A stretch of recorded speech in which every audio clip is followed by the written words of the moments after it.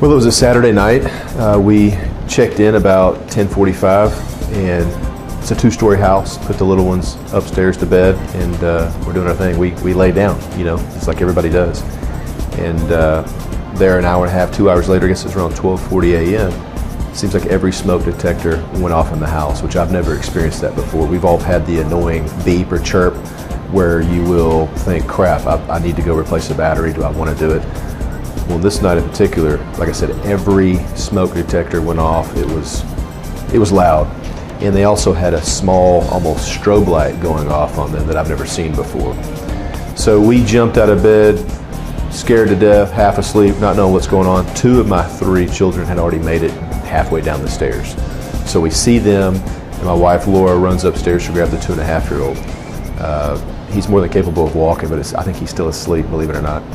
So he comes downstairs, and all you smell is a very, very faint, almost electrical burning smell. So I tell them, hey, go ahead and step outside, let me look for it. So I'm canvassing the house. It's roughly 3,600 square feet. Don't locate anything, and luckily for me, I pulled the attic hatch down near the kids' bedroom. And it's dark, I don't have a flashlight, and as I look up there, I could see the faint silhouette of smoke. So at that time, I'm pretty freaked out. Even though I've been a police officer for 15 years, I'm freaked out. I called 911, tell them what I have. I need the fire department here now. It was a normal Saturday evening, and actually I had been wanting to do a ride-along with our police department. And so that evening, it was a Saturday evening, and I went out with Sergeant DeVore and a police department, and was riding along with Sergeant DeVore when around 1 o'clock in the morning on Saturday evening, we heard a call come across dispatch that there was a structure fire on Drayton Street. And as we were quickly approaching en route to head to Drayton was when it dawned on me that is one of our council members' streets. And I knew that street in particular only has a few homes on it. So, and as we're speeding that direction and approaching Drayton, one of the things that we heard come across the radio was there's a structure fire in the garage. So you're thinking about, oh my goodness, there's probably a vehicle, gasoline, things of that nature in the garage. So as we pull up, sure enough, as we round the corner, we're pulling in right at the same time that the fire department is arriving. And there is a council member, and Anna, and his family is on the curb. And very scary situation. Smoke is coming out of the garage. The garage is not coming up, so we can't see at that viewpoint as we're pulling up what the true fire situation is inside the house. We know it's in the garage, but a lot of smoke, so very, very scary encounter for not only the council member, but me pulling around the corner and actually seeing that structure on fire. Upon arrival, they found smoke coming from the house, fire contained in the garage, and they were able to gain access through the residence and into the garage and extinguish the fire.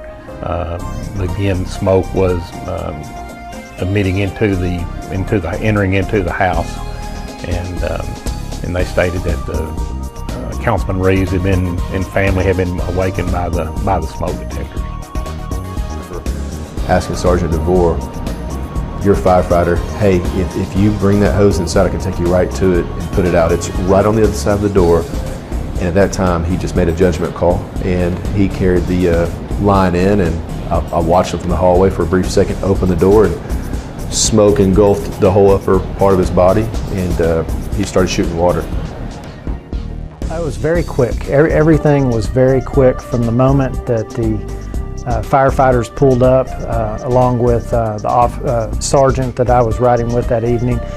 It was very quick. It's amazing to see how our first responders go into action. We hear these stories, but to really view it firsthand is really an incredible situation where they get the hose out and hook it up to the fire hydrant, and just how quick things move. You could tell that they were acting very quickly to get to that garage or get that garage cut open in order to get to the fire. And I truly believe in that situation. They were within minutes of that home being fully engulfed in flames. And the outcome was the worst smoke damage I've ever experienced. When they did access the garage, my wife had a white SUV in there, and you couldn't even tell it was white, it looked black. So we were left with just a mess, burnt sheetrock, everything in there was ruined. The interior of the house had pretty mild smoke damage. The main smoke damage was in the laundry room, obviously from him opening it to fight it. But you know what? The important thing is that all the kids and my wife made it out, even the animals. Nobody was hurt or even injured. Fire deaths occur, and it's not because of the burn injury, it's because of the smoke inhalation that gets overcome by smoke and asphyxiate and pass away. So 4 weeks later, the rebuild was complete, and now we're left to look at what could have been. And so it drives home the importance of smoke detectors.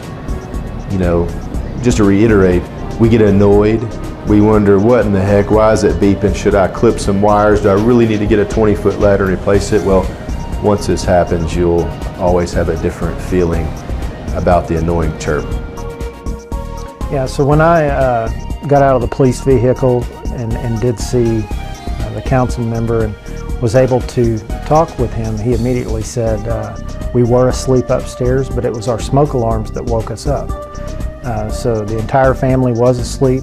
The smoke alarms within the home did go off, and that prompted Chris to get up and check out what was going on and determine that there was a major issue.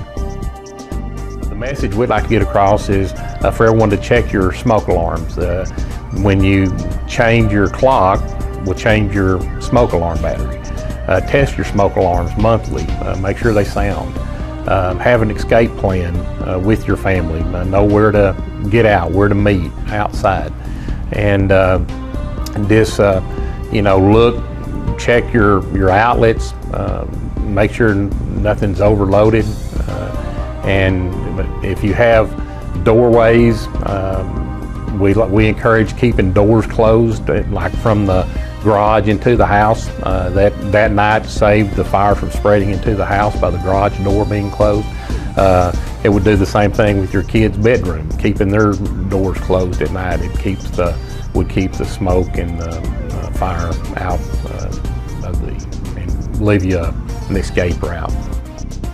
All that stuff can be replaced, right? But the scariest aspect for us wasn't any personal belongings. It was a 2-story house, and all I could think about is when I jumped out of bed and left the bedroom and look at the staircase, what if half of the staircase was full of smoke? Because now I'm beginning to really understand the dynamics of smoke inhalation and smoke-related deaths, and those 3 kids never would have had a chance. That's what's important here.